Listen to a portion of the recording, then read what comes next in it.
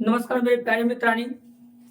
चलिए, हम लोग पिछले क्लास में कुछ बच गया था। हमने बताया था कि 5 चैप्टर थी, लेकिन 5 चैप्टर तक हम लोग कराए थे। कुछ टेक्निकल इशू आ गई थी, ठीक है, जिसके कारण से मुझे पॉज करना पड़ा वीडियो को।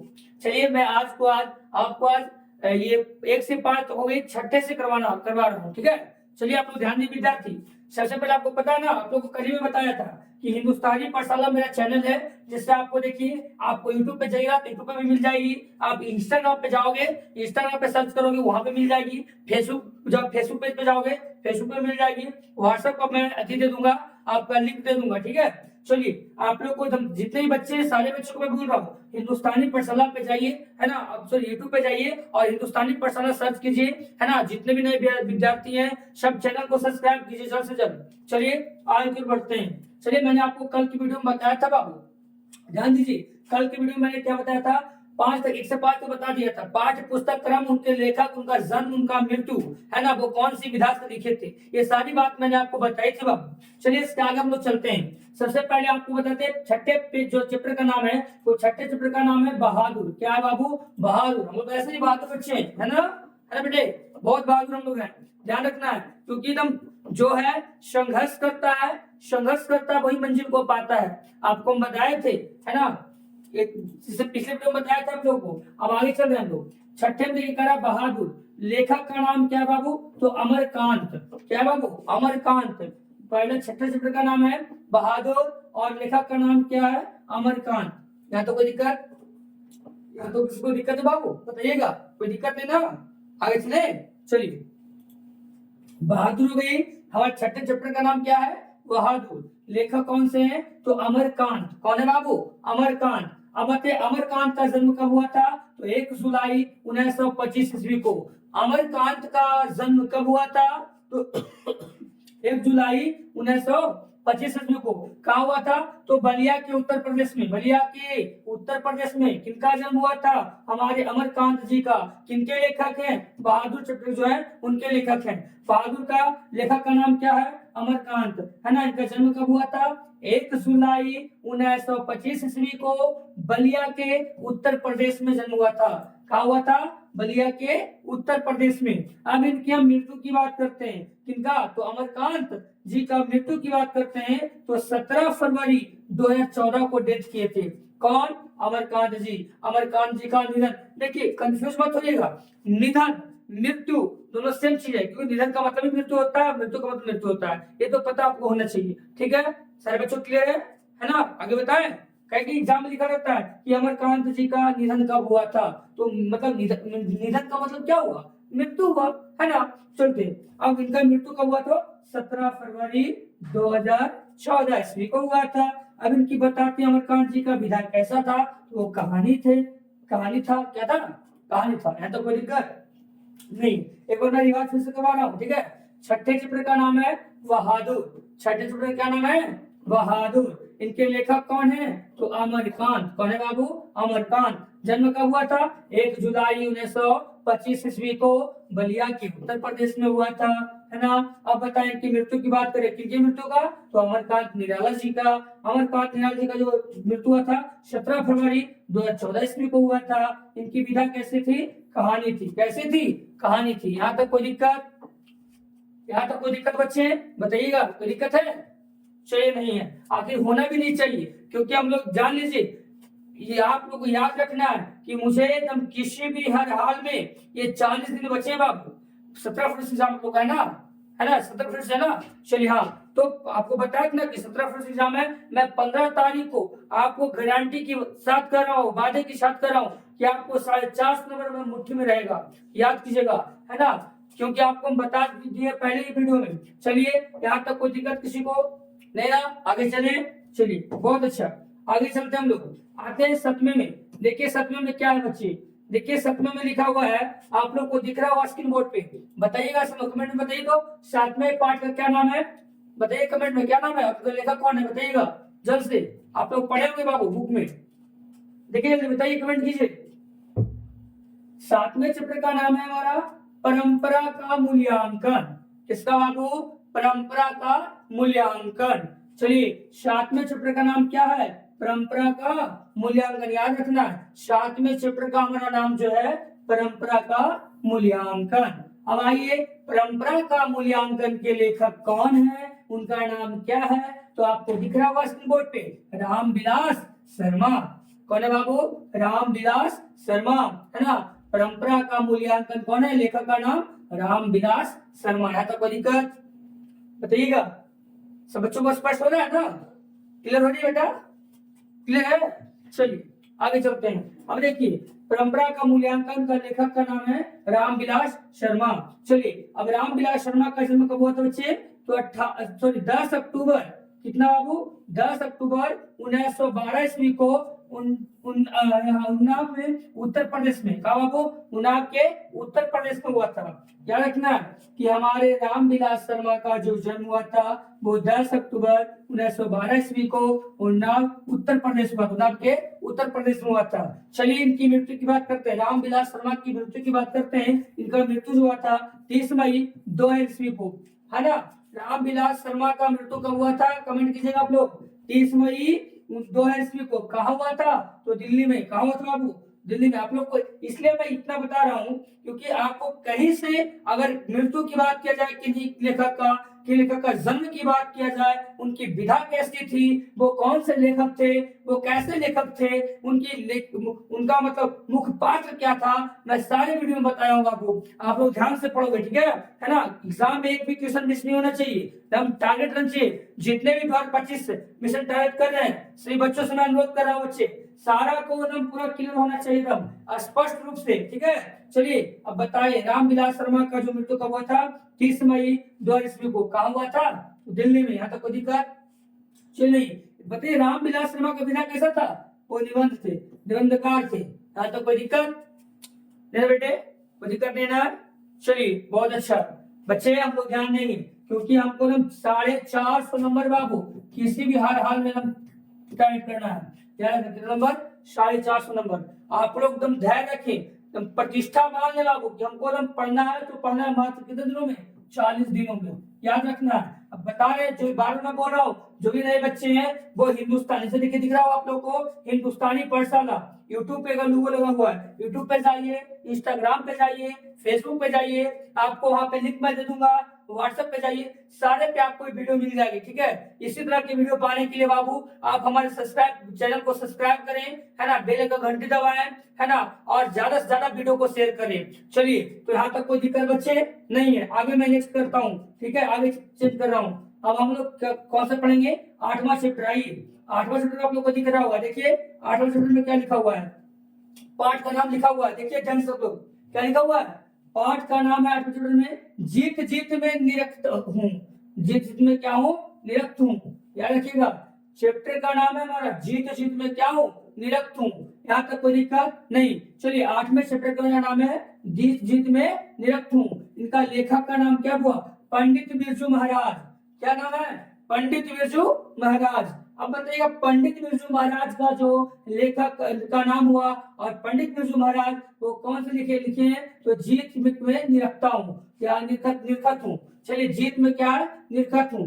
जन्म कब हुआ था बाबू, जन्म 4 फरवरी 1938 ईस्वी को लखनऊ के उत्तर प्रदेश में हुआ था। लखनऊ के उत्तर प्रदेश में किनका जन्म हुआ था, तुम्हारे पंडित बिरजू महाराज का।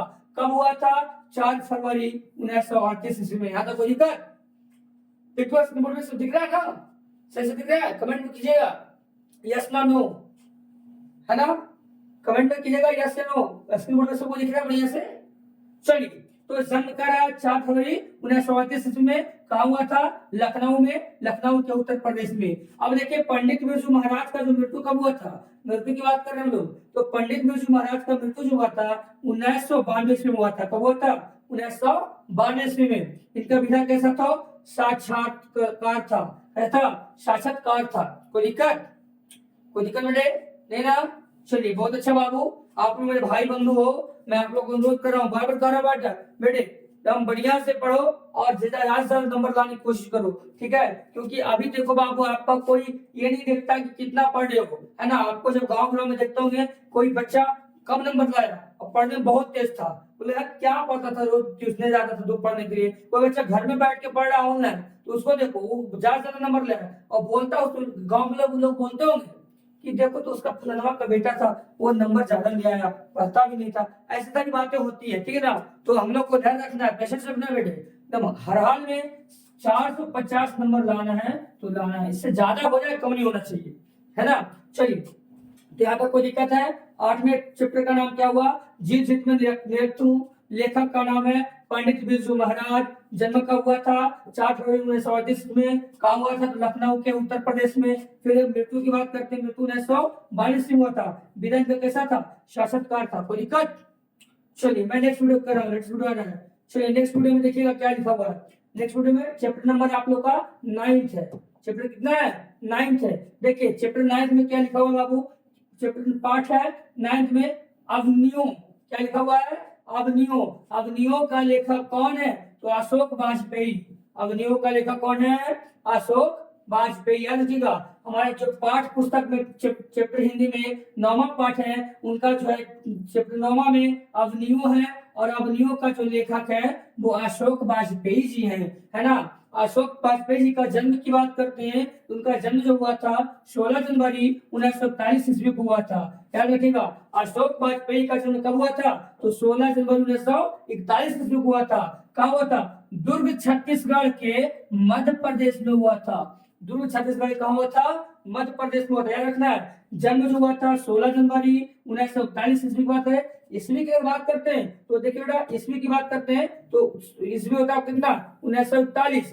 कहाँ हुआ था, दुर्ग छत्तीसगढ़ के मध्य प्रदेश में। कहा, तो दुर्ग छत्तीसगढ़ के मध्य प्रदेश में। आइए अब अशोक वाजपेयी की मृत्यु की बात करते हैं। उनका मृत्यु कब हुआ था, मृत्यु जो हुआ था 16 अगस्त 2015 में। तो हुआ था 16 अगस्त 2015 में। किनका मृत्यु हुआ था, अशोक वाजपेयी का मृत्यु हुआ था। कब हुआ था, 16 अगस्त 2015 में। चलिए अब इनकी विधा कैसे थी, वो ललित रचना थी। कैसे थी, ललित रचना थी। यहाँ तो कोई दिक्कत पड़ेगा, मैं एक बार फिर से याद कर रहा हूँ।